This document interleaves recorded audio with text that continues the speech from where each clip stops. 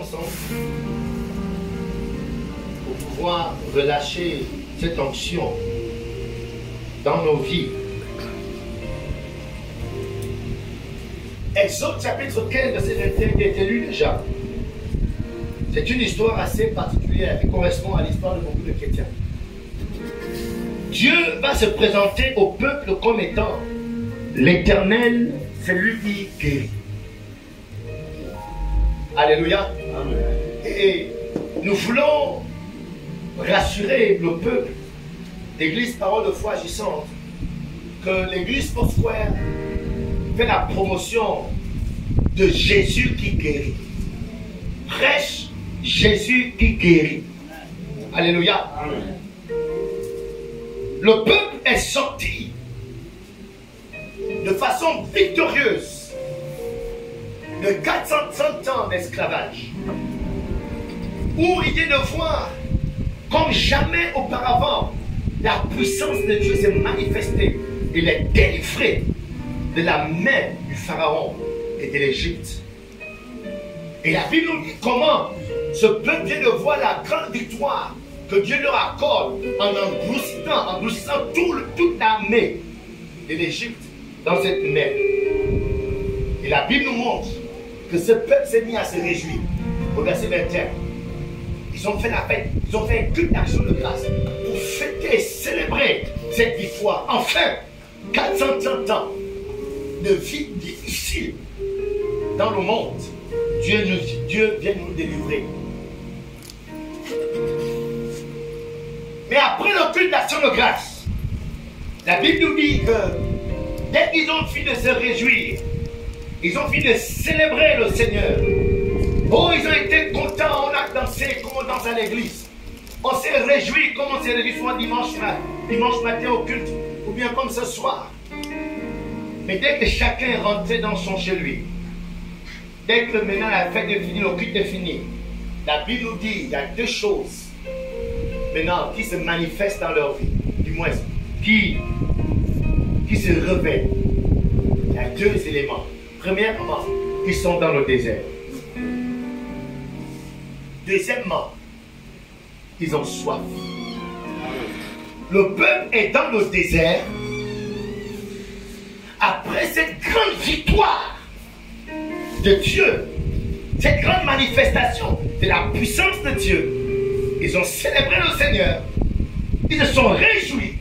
Mais quand ils sortent de là, c'est le désert. Non seulement le désert, il y a la soif, mais il y a une lueur d'espoir qui se présente. Il y a une étendue d'eau. Ah, une lueur d'espoir. On va boire de l'eau. Mais quand ils arrivent, l'eau est amère. L'eau est salée. Autrement dit, l'eau n'est pas buvable. Donc l'eau ne peut pas étancher leur soif. L'eau est salée. Et beaucoup de chrétiens sont dans cette histoire où nous vivons la puissance de Dieu dans les lieux de culte. Nous célébrons le Seigneur avec des frères et sœurs en Christ à cause de l'atmosphère qui est là. On se réjouit, on danse. Mais dès que chacun se retrouve dans sa chambre, la réalité se manifeste. La réalité est toujours là.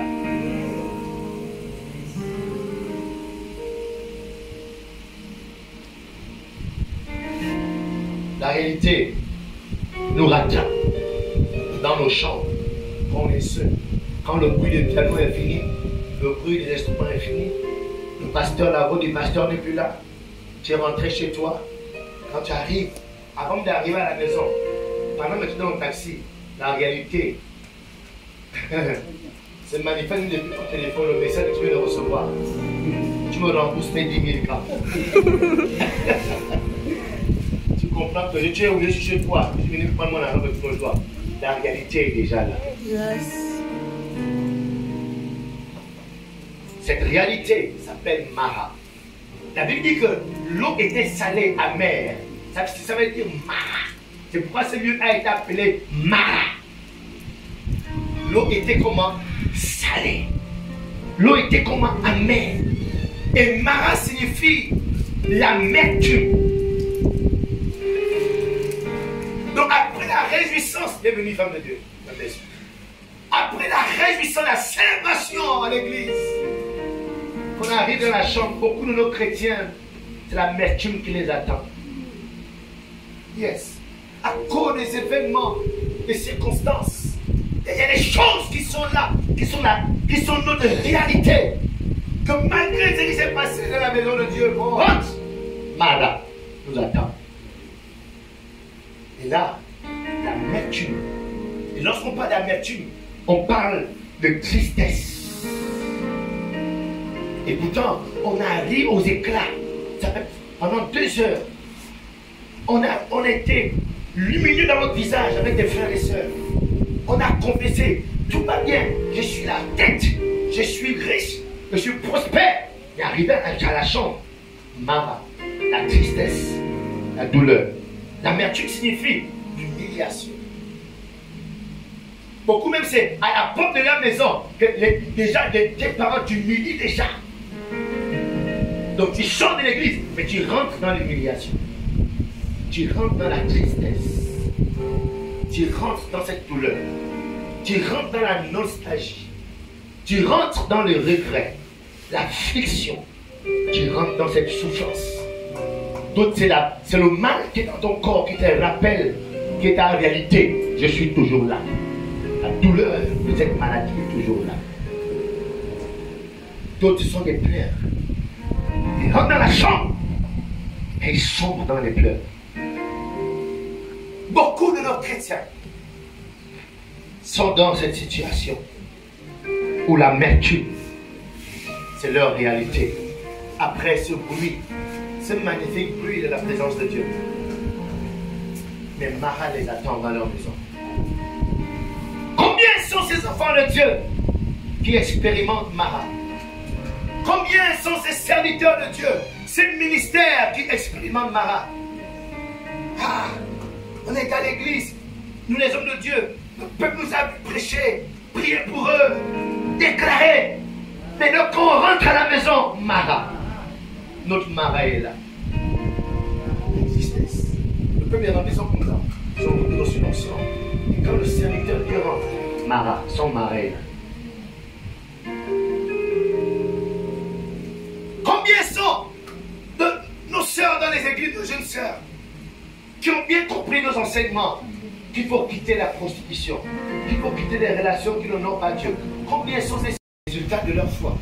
Beaucoup de chrétiens, après avoir pris la décision, en général, tout le monde passe par là. On prend la décision de suivre Jésus. On prend la décision de nous abandonner à lui. Ça, c'est notre acte de foi. En général, quand on sort de là, Mara nous attend. Je ne connais pas le Mara de ta vie. Mais je m'aurais dit à quelqu'un que dès que si tu es dans Mara, c'est la preuve que tu as évolué spirituellement. Yes. C'est la preuve que tu n'es plus en Égypte. Amen. Parce que Mara n'est pas dans l'Égypte. Alléluia. Amen. Yes. C'est la souffrance, c'est la sécheresse, c'est le désert. Tout semble fermé. Avant tu faisais comme ça, tu recevais 50 000 dans ton carte de monnaie. Juste un coup de fil. C'est 100 000 francs que tu reçois. Aujourd'hui, il n'y a rien. Tout est fermé. Mara. Avec-moi Mara. Mara. Avec-moi Mara. Mara. Qui rencontre Mara dans sa vie, dans cette salle?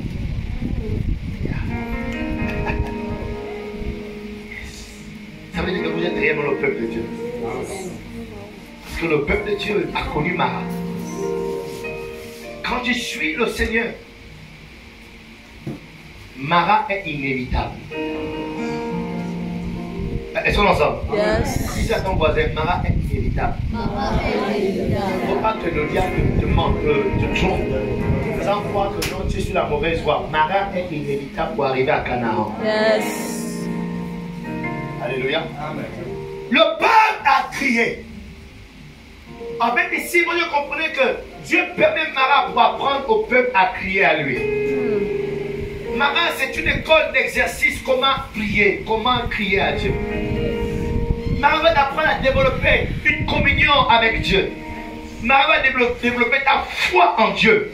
Parce que la Bible est claire que ceux qui s'approchent de Dieu croient que Dieu existe et que Dieu est le rémunérateur de ceux qui le cherchent.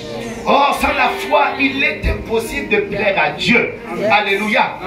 Et la foi est une ferme assurance des choses qu'on espère. Elle est la démonstration de ce qu'on ne voit pas. Il est impossible de marcher avec Dieu sans la foi. Marin est la première école de foi. Mara, c'est la première classe de la foi. La marche avec Dieu. Je t'en supplie, ne rate pas cette classe. Ne redoute pas cette classe. Traverse-la. Amen. Alléluia. Amen. Parce que personne ne marche avec Dieu sans la foi. Le peuple a crié ensemble avec Moïse. Les cris du peuple ont amené Moïse à crier. Et au sortir de ces cris, la Bible nous dit que Dieu a répondu. Mara n'est pas là pour te tuer. Et Mara ne veut pas te tuer. Amen. Mara est là pour t'apprendre à crier à Dieu. Amen. Amen. Yes. Dieu veut se rassurer que il est ton alpha et ton oméga. Amen. Que tu n'as pas d'autre espérance que lui et lui seul. Amen. Dieu veut se rassurer qu'il n'y a aucun homme sur qui tu t'appuies pour pouvoir avoir les choses dans ce monde. Alléluia. C'est pourquoi il va permettre à toutes les personnes qui venaient à ton aide de disparaître. Il va permettre de retirer les forces que tu avais emmagasinées depuis l'Égypte. Il va permettre que ces forces quittent. Amen. Parce que Dieu ne partage sa gloire avec personne. Yes. Est-ce qu'on est ensemble? Yes. C'est pourquoi Mara est important. C'est pourquoi Mara est une bénédiction. Mara est la classe d'école qui va t'apprendre à crier à l'Éternel.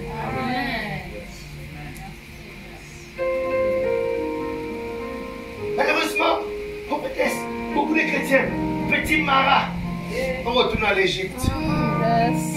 Petit Mara, tu retournes au téléphone, vous fouillez. Le gars là, finalement, que j'avais bloqué, je le débloque. Abada. Jesus. C'est comme ça que beaucoup de nos chrétiens répètent la classe de la spiritualité. Yes. Répètent la classe de développer une communion avec leur Dieu. Ce soir, comprends que Mara est la première classe pour connaître Dieu. Amen.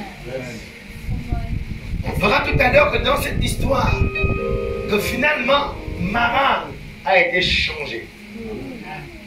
Alléluia. Amen. Yes. Le premier miracle que Dieu veut faire dans ta vie, c'est le miracle qui consiste à dire que l'homme qui te payait le loyer, il te paie plus le loyer parce que tu peux suivre Dieu.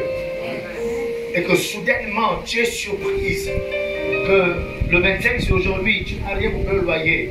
Mais le 25 à 20h, tu as 100 000 pour payer le loyer.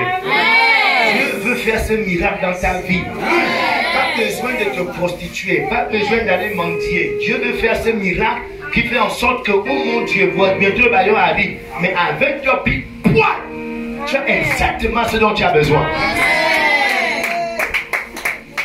Moi, je n'ai pas envie de rater cet exercice, rater cette classe, rater ce miracle extraordinaire.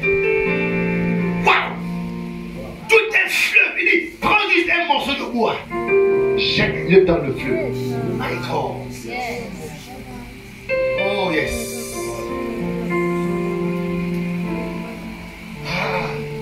Il s'est sur personne. Yes. Devant les problèmes de ma vie, devant les tempêtes qui se sont levées, je lève mes yeux vers les montagnes. Je sais que le secours me viendra uniquement de là-bas.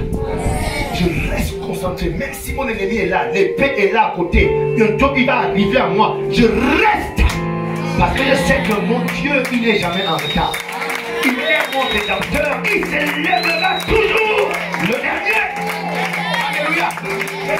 Il dit, je ne vous laisserai jamais tenter au-delà de vos forces. Au temps marqué, je vais me manifester.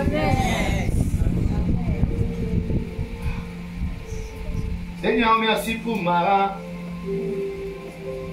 Nous voulons Mara afin de te connaître et de grandir avec toi. Jésus, merci pour Mara, Mara essentielle, Mara important, afin de grandir avec toi. Alléluia. Amen. Je sens une onction dans cette salle. Yes. Une onction de guérison. Amen. Dans les machas, oh les marchés. Quelle sera la force de ton cri? Le peuple a crié. Il y a certains devant leur mara. Ils ne crient pas fort, c'est parce qu'à côté, il y a une autre option. Oh, une fois je pleurais, je disais à Dieu, je n'ai pas d'autre option. J'ai un seul option. Il y a d'autres, ils prient, mais il y a une autre option. C'est pourquoi la force de leur cri n'est pas, il n'y a pas assez de vigueur, pas assez de énergie. Parce qu'il y a une autre option à côté. Quand tu sais que voici la seule option, comment on crie? Regardez, on ne crie pas parce qu'on vient de guérir, on crie, ah non. On crie comment tu jeûnes. Comment tu cherches tout dans la vie. Non, tu n'en parler. À ce moment, mon épouse est en train de crier à cause de sa situation professionnelle. Parce que depuis qu'elle travaille, elle n'a jamais connu ce qu'elle connaît. Elle dit à Dieu non. Tout le mois là, je dors par terre. Le mois, je dors sur le lit. Moi, je dis à moi, j'ai fait 9 ans célibataire. Je vais faire un mois sans toi. Alléluia. Pourquoi elle doit crier à Dieu? Parce que moi, je ne suis pas Dieu. Elle a son Dieu, elle cherche son Dieu. Crier à Dieu, tu dors au sol pendant un mois. Dieu doit m'entendre. Ce mara-là, non. Il doit le changer. Amen. Comment tu cries à Dieu? Demande-moi comment est-ce que tu cries à Dieu? Quelle décision tu prends pour que Dieu intervienne? Quel jeûne tu décrètes? Tu te décrètes toi-même. Quel temps de prière tu dis non? Là je m'enferme toute la journée, je ne sors pas. Cette situation a trop duré, je ne sors pas de la maison. Un homme était dépassé, dérangé. Parce qu'il y avait un problème, un mara dans sa vie. Et pourtant, il était la promesse de Dieu. La Bible nous dit que cet homme, à un moment donné, il s'est fâché. Il a crié à Dieu. Il a pris tous ses enfants. Il a pris ses 2 femmes. Tout ce qu'il avait. Il a dit, allez-y. Dieu doit faire quelque chose. Ce mara doit s'arrêter. La Bible dit qu'il est resté toute la nuit. Il a dit à Dieu, si mara ne s'arrête pas, moi je vais mourir ici là. Je ne quitte pas ce lieu. Je ne te lâche pas. Tant que ça ne change pas. Est-ce que quelqu'un est tellement dérangé par sa situation et il décide de s'enfermer pendant 3 jours, je ne mange pas. Si je meurs dans cette zone. Mais Seigneur, tu dois faire quelque chose. Combien sont ces chrétiens qui recherchent dans cette dimension? Écoutez, sans la foi, il est impossible de plaire à Dieu. Et puis, crois que Dieu est le consommateur de notre foi. C'est notre foi qui attire Dieu en nous. Quelle est la foi que tu dégages pour que Dieu intervienne dans la situation?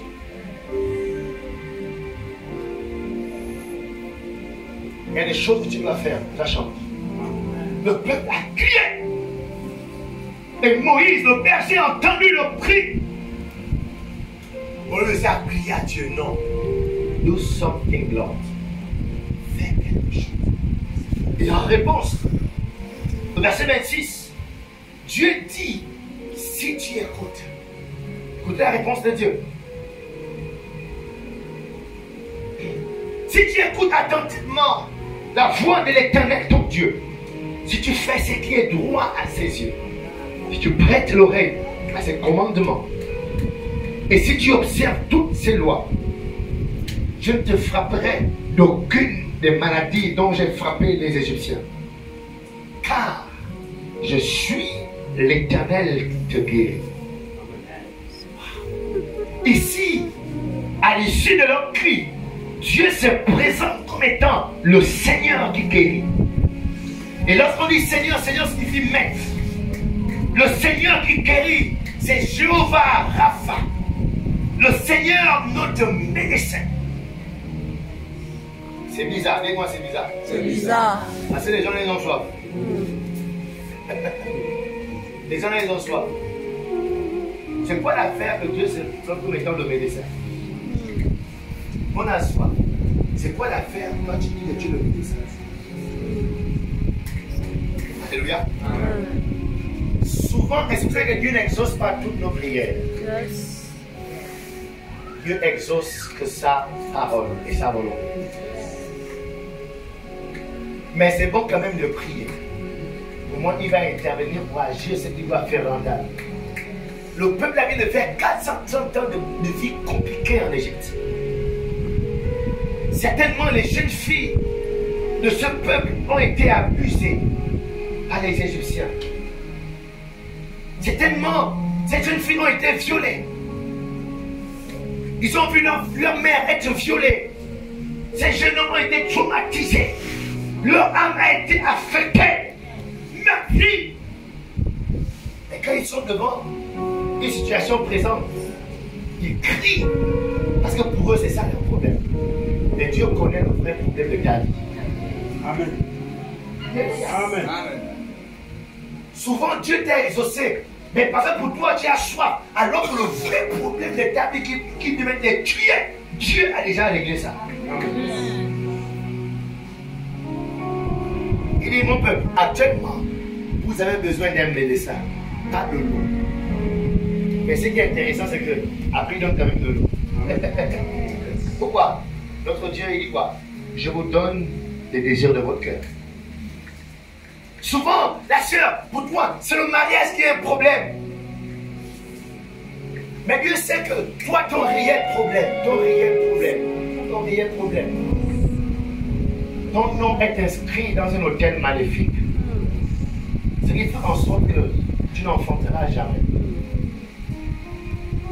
Amen. Amen. Mais pour toi, c'est le mariage. Et Dieu, quand il vient, il règle le problème de l'hôtel, mais il te donne quand même le mariage.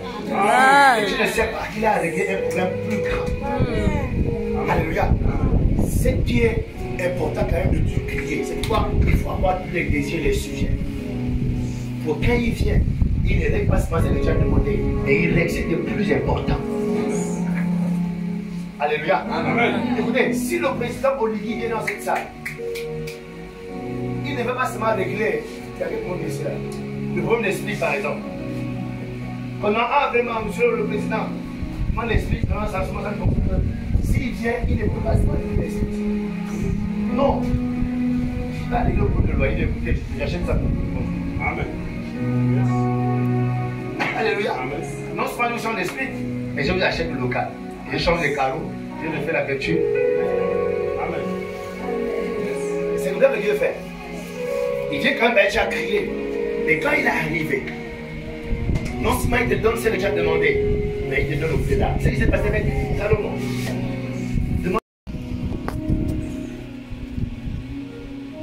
Je suis le Seigneur qui te guérit, le médecin, spécialiste, votre guérisseur.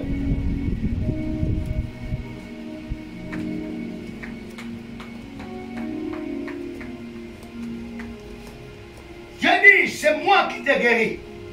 Et ce soir, alors que nous sommes en train de terminer ce programme Foursquare, nous voulons vous présenter ce Jésus qui guérit. Je ne sais pas le domaine de votre vie dans lequel vous êtes malade. Certainement vous-même vous l'ignorez. Et pour vous, le besoin actuel, c'est peut-être 1000 francs ou 10 000. Mais ce soir, alors que notre Dieu est un Dieu spécialiste des cas compliqués, spécialiste des cas lorsque la médecine s'est arrêtée, il est le spécialiste de tous les domaines de nos vies. Peut-être c'est un démon qui est derrière ce problème. Peut-être c'est une malédiction qui est derrière ce problème. Je ne sais pas, mais ce matin, ce soir, par l'onction du Saint-Esprit et par l'onction de guérison qui est dans le ministère de Jésus-Christ, je déclare guéri au nom de Jésus. Amen. Je te déclare guéri au nom de Jésus. Amen. Je te déclare guéri au nom de Jésus. Amen. Alléluia. Amen. C'est comme ça qu'on est guéri. Et on va y soit concentré. Le jour on va aller sur les pas dans la concentration. Yes. Quand je déclare, sois concentré. Il faut dire Amen. Amen. Quand tu dis Amen, la chose passe dans ta vie. Tu seras surpris en partant d'ici, tu es guéri. Amen. Amen. Shalom. Ce soir, je voudrais donc vous présenter une facette du ministère de Jésus. Parmi les 4 que nous avons, Jésus sauve, baptisé du Saint-Esprit, il revient. Mais le Jésus qui guérit aussi. Alléluia. Amen. Depuis plus de 100 ans, Foursquare fait la promotion d'un Jésus qui guérit. Un Jésus qui guérit. Amen. Nous prêchons un Jésus qui guérit. Amen. Il a guéri hier. Il guérit toujours aujourd'hui. Amen. Alléluia. Amen. Et le ministère de guérison de Jésus, ce qui est intéressant, c'est que il agit dans tous les domaines de notre vie. Amen. Il agit dans ton corps. Il agit dans ton âme. Amen. Il agit dans ton esprit. Amen. Il agit dans tes études. Je ne sais pas là où tu es malade. Je ne connais pas le domaine de ta vie. Mais Jésus-Christ, le guérisseur, je le vois en train de rentrer en scène dans ta vie. Là où il y avait la maladie, là où il y avait un virus qui dérangeait ta vie, là où il y avait un démon qui causait une maladie, un mal dans ta destinée, je parle au nom puissant de ce Jésus-Christ. Je viens déclarer guéri. Amen. Cette onction de guérison, elle affecte les malformations congénitales et les désordres génétiques. Parce qu'il y a des gens qui sont malades, pas parce qu'ils ont tout mangé du sucre eux-mêmes. Pas parce qu'ils ont, d'accord, ils ont eux-mêmes fait des choses qui nous ont rendus malades. Il y a des gens qui sont malades parce que leurs parents étaient malades avec cette maladie. Alléluia. C'est ce qu'on appelle des maladies comment? Héréditaires. Jésus guérit les maladies héréditaires. Amen.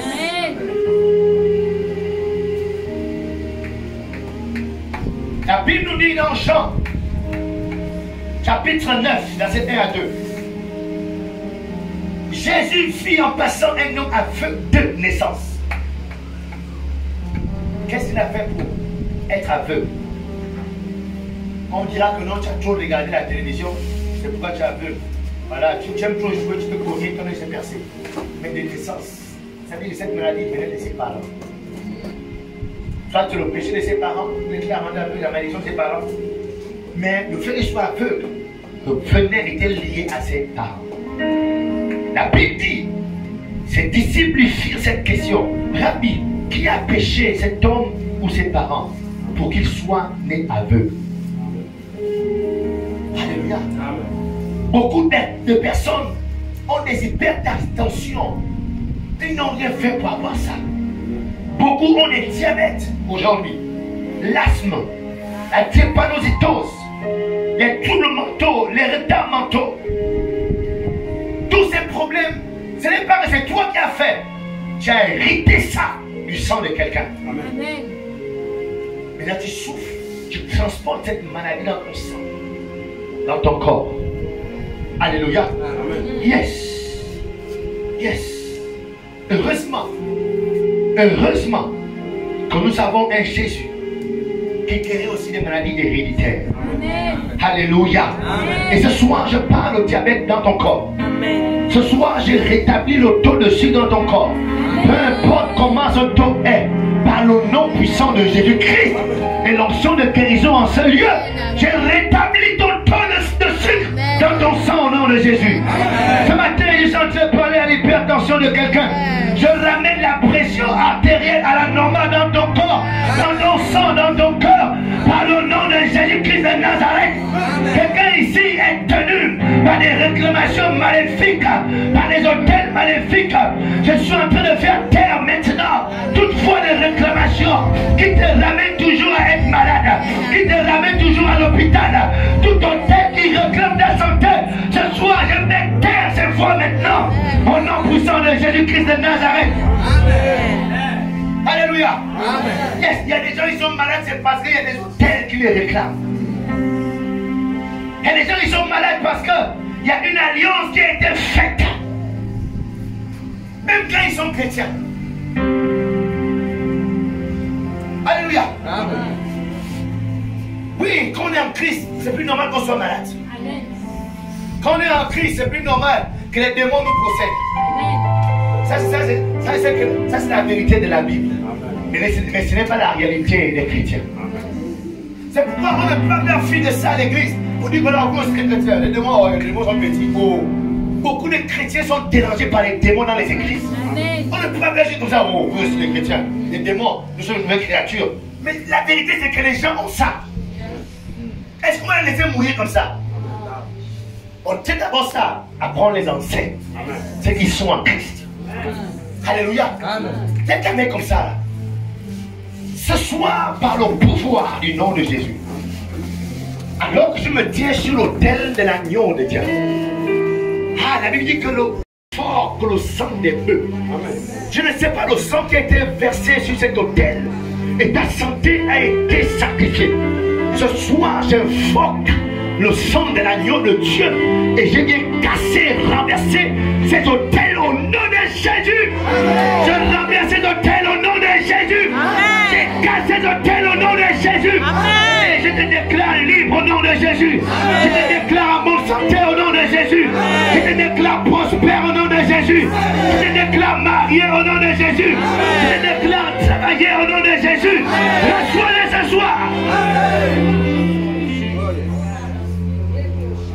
L'onction de guérison, le ministère de guérison de Jésus est un ministère qui traite le problème de la sorcellerie. Je ne sais pas comment t'as envoûté. Je ne sais pas ce qu'on a mis dans ton ventre alors que tu dormais. Mais je sais une chose, c'est que Jésus-Christ a un corps, son corps, il a dit, mon corps, mangez ma chair. Ce soir, je suis en train de voir la chair de Jésus-Christ rentrer dans ton ventre et annuler toute chair humaine, toute chair sorcellérique qui a été déposée dans ton ventre. Je vois le corps de Christ travailler maintenant contre cette chair et je vois cette chair sortir. Cette chair sort de ton ventre par le nom de Jésus. Amen. Alléluia. Amen. Yes. Ton corps est relâché. Ton âme est relâchée. Amen. Tes finances sont relâchées. Amen. Ton mariage est relâché. Amen. Ta santé est relâchée. Amen. Parce que quand tu crois en Jésus-Christ, quand tu fais la rencontre de Jésus, tu fais la rencontre d'un Jésus qui guérit. Non, Jésus guérit. Quand tu le rencontres, non seulement il te sauve pour aller au ciel.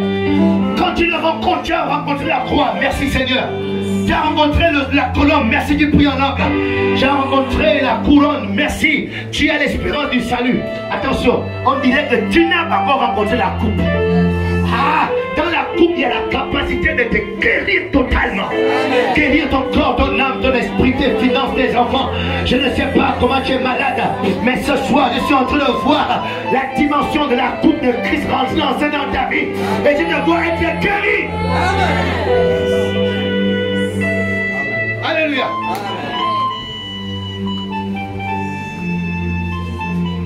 Est-ce qu'on peut bien l'instant comme ça là, cette onction est dans cette salle. Oh, il y a des gens qui sont en train d'être guéris. Pendant qu'on prie, est-ce qu'on peut prier l'instant Makado? Hey!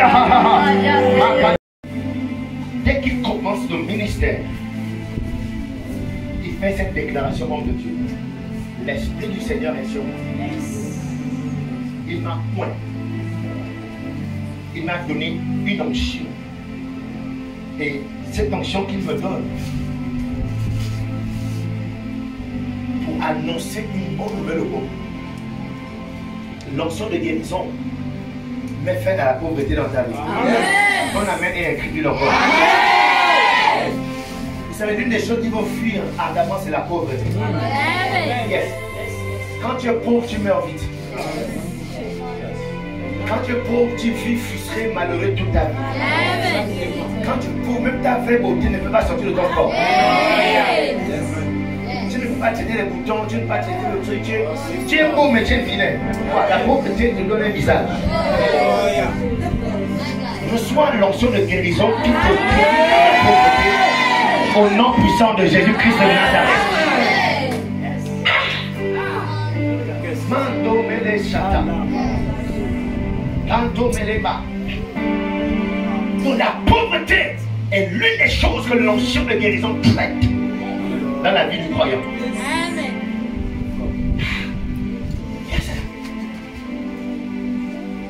Oh non, heureux les pauvres, moi. Non, moi, avant quand j'étais bête, je parlais comme ça là. Quand j'étais un chrétien bête, oh non, bon, quand tu vois que la vie m'en fout la prospérité, m'en fout l'argent. Avant j'étais bête. Ce n'est pas de Dieu. Au ciel, il y a l'or. Tu penses un pauvre alors? Au ciel, il y a les diamants, il y a les biens précieux. Tu penses un pauvre, il y a les biens précieux. Elle dit que non, Jésus-Christ, ceux qui le voient, il a une ceinture d'or sur la poitrine. Oh non, Jésus n'était même pas un peu pauvre. Dans tout son ministère, il n'était même pas un peu pauvre. Tout ce qu'il voulait, il l'avait. Écoutez, quand tu es pauvre, tu ne peux pas manger ce que tu veux. Il y a des gens qui ne boivent le Coca-Cola que le 31 décembre. Parce que tu ne peux pas boire le Coca quand tu veux. Il y a des gens qui vont au glacier seulement quand ils ont vu un dragueur passant par là, que les gens vont au glacier. Quand tu es pauvre, tu ne peux pas avoir ce que tu veux. Jésus, tout ce qu'il voulait sur la terre, il a. Il a besoin d'une voiture. À l'époque, d'une voiture, c'était les ânes. Il dit, hey, mon frère, va dans tel lieu. Tu feras un anneau attaché. Personne n'est jamais monté. Ça dit, oh, Jésus n'est pas une voiture d'occasion.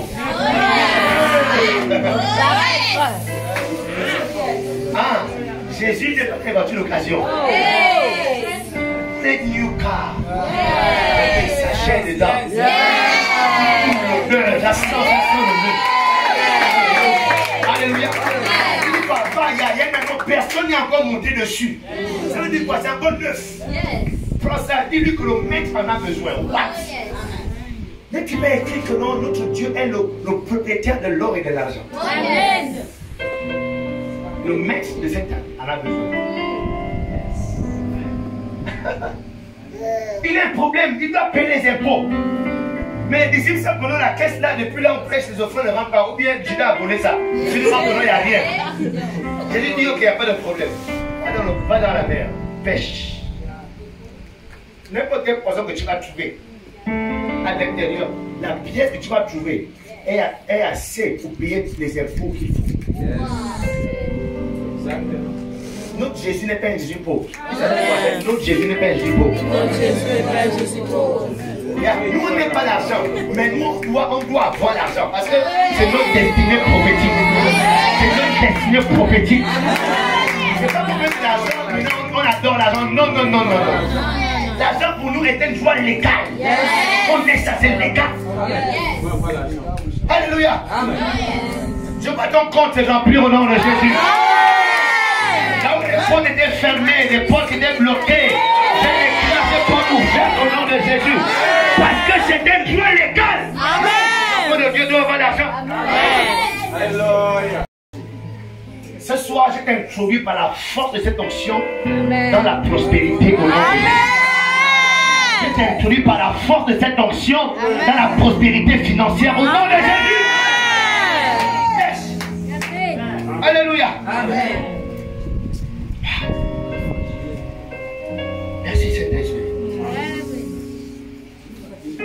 Et que tu prospères à tous égards.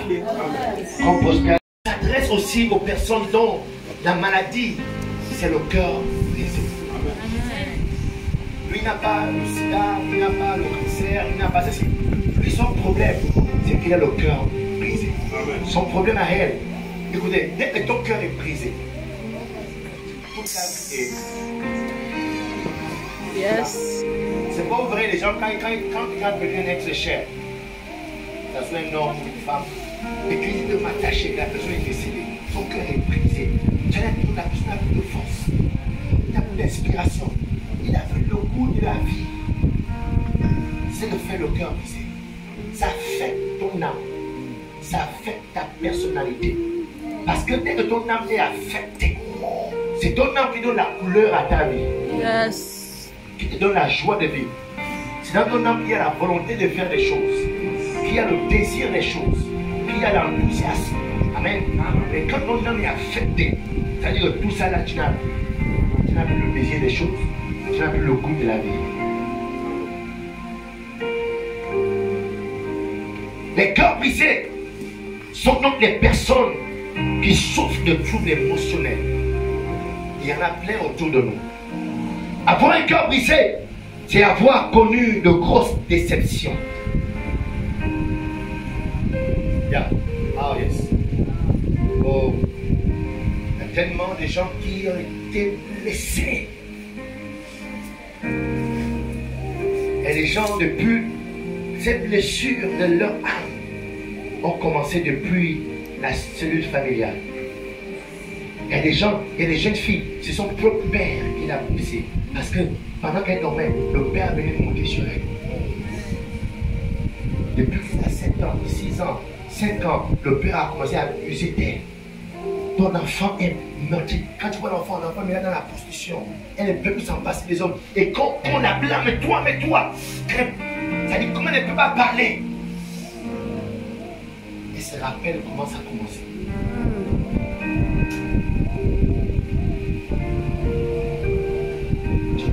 Je ne sais pas qu'est-ce qui a blessé ton âme. Qu'est-ce qui a affecté ton âme. Je ne sais pas. Moi j'aime David. Il dit, il est l'Éternel, le bon berger. Je ne manquerai rien. Yes. Il me fait reposer dans des verts pâturages. Il me dirige près de son plaisir. Il restaure mon âme. Il me conduit dans les Je sentiers. déclare ton âme restaurée ce soir. Amen. Cette onction rentre dans ton âme et la ramène comme c'était quand tu avais 5 ans. Avant que ça n'arrive, avant que cette situation ne se passe dans ta vie, je vois l'onction du Saint-Esprit te ramener au commencement comment c'était. Reçois-le ce soir. Quelqu'un dans cette salle, reçois-le ce soir. Ton âme est restaurée par l'onction de guérison de Jésus. La vie de plusieurs personnes qui nous entourent sont pleines de rêves et d'espoirs brisés. Yes. Il y a des gens dont les parents n'ont pas été sérieux. L'enfant avait des rêves, des visions, mais parce qu'il a eu des mauvais parents. Mais comme il ne peut rien faire à ses parents, l'enfant a subi les responsabilités des parents. Et l'enfant est là, mais l'enfant est blessé par cette déception de ses parents. Oh, merci Jésus. Moi, je vais rencontrer Jésus. Yes. C'est que je serai un petit voyou dans les quartiers. En train de fumer le champ. À cause de l'irresponsabilité des parents. Ma mère m'a connu très jeune. J'avais 15 ans. Elle avait 15 ans. Les grands-parents, qu'est-ce qu'ils ont fait? Ils m'ont pris, j'avais 2 semaines. Ils m'ont emmené au village. Ils ont laissé ma mère en ville. Pour eux, parce qu'il ne fallait pas que mon père ait un contact avec nous. Donc, de 2 semaines à 2 ans, je ne connais plus ma mère. Donc, je grandis avec une personnalité, un manque de personnalité. Quand je suis au milieu des autres, je n'affirme pas. Parce que regardez, ce qui se passe dans l'enfance détermine ce que tu seras demain. Yes. Lorsque l'enfant n'a pas connu son père et sa mère en même temps, l'enfant il y a un déséquilibre. Donc j'ai grandi avec ce manque-là, cette personnalité calme. Ce qui fait que quand j'étais au milieu de personnes, je ne parlais pas bien. Je bégayais. Je devais des avis parce que je n'avais pas confiance en moi. Il y avait ce déséquilibre dans la personnalité. Oh. Et là, pour m'affirmer, qu'est-ce que je faisais quand la rue se présentait à moi? Parce que souvent, la rue semble mieux nous comprendre même que nos maisons. Voilà. Pourquoi les jeunes vont à la rue? Parce qu'à la rue, apparemment, ils se ressemblent. Des personnes détruites, des personnes offensées. Yes. Quand ils se retrouvent, ils se comprennent. Et l'enfant finalement se sent mieux dehors que dans la maison. Alors je me sentais maintenant mieux dehors à la maison. J'étais dans la maison de ma mère. C'est comme si j'étais avec une étrangère. Notre jeu de relation, c'était prendre le taxi, va à l'école, prendre le plat, mange. Ça s'arrêtait là. Il n'y avait aucune instruction de la vie. Yes. Quand un enfant mange comme ça là, un enfant se comporte. Pas de ça. Donc j'ai grandi dans la rue avec ce déséquilibre. Alors je suis obligé de me mettre au champ, à la drogue, le sexe, l'alcool. Parce qu'à l'intérieur, j'ai caché le mal profond de ma vie. Heureusement ce jour, j'ai rencontré ce Jésus. Oh yes! C'est en 2009 que je l'ai rencontré. Il s'appelle le prophète Ésaïe. Quand vous lisez Ésaïe, Ésaïe c'est un prédicateur Foursquare. Dans le chapitre 53, verset 5, il dit: mais il était blessé pour nos péchés, brisé pour nos iniquités. Le châtiment qui nous donne la paix est tombé sur lui. Et c'est par ces meurtrissures que nous sommes guéris. J'ai dit cette blessure de ton âme, cette blessure de ta vie, a sa place sous le corps de Jésus. Amen. Cette blessure n'a plus sa place dans ton âme. Yes. Sa place est dans le corps de Jésus. C'est pourquoi ce soir, je la transfère au nom de Jésus. Amen. Dites-moi, je suis restauré. Je suis restauré. Je suis guéri. Je suis guéri. Alléluia. Amen. Bien. Et pour terminer, l'onction de guérison affecte notre comportement. La Bible nous dit aussitôt que Jésus fut hors de la barque, il vint au devant de lui un homme sortant des sépulcres et possédé d'un esprit impur. Cet homme avait sa demeure dans les sépulcres et personne ne pouvait le lier, même avec une chaîne. Voici un être humain, le comportement a complètement changé. C'était un homme qui était là couché. Maintenant, il habite maintenant dans les sépulcres, dans les cimetières. Il marchait maintenant nu. Il y a un mal dans sa vie qui a changé, modifié son comportement. Il y a des jeunes gens, ils ont bien grandi dans la vie. Papa était bien à l'école. La jeune fille avait un avenir bien tracé. Quelque chose s'est passé. Son comportement a changé. Je ne sais pas ce qui a changé, dérouté ta trajectoire. Mais ce soir, je vois l'onction de Dieu te ramener. Te remettre sur la trajectoire de ta destinée. Il a dit, je connais les projets que j'ai pour toi. Ce sont des projets de paix et non de malheur. Afin de te donner un avenir et de l'espérance. Je ne sais pas où est ta vie en ce moment. Moi, j'ai envie de courir. Mais je suis sûr que ce n'est pas là où Dieu t'a placé. Lorsque tu sortais de ce monde, lorsque tu naissais dans cette vie, je suis sûr que ce n'est pas la ligne, la trajectoire de Dieu. Ce soir, je vois la main de Dieu te ramener sur cette trajectoire. Je vois cette onction se manifester dans cette salle et en train de ramener ta destinée, ramener ta vie sur cette trajectoire. Peu importe ce que les hommes ont fait contre toi, peu importe la méchanceté, la déception que tu as connue dans la vie, l'onction de Jésus-Christ de guérison ce soir se manifeste dans ta vie. Si tu le crois, tu vas voir la gloire de Dieu. Elle est en train de ramener ta vie, ramener ta destinée dans cette trajectoire que Dieu a tracée. Est-ce que tu peux te mettre debout alors qu'on est en train de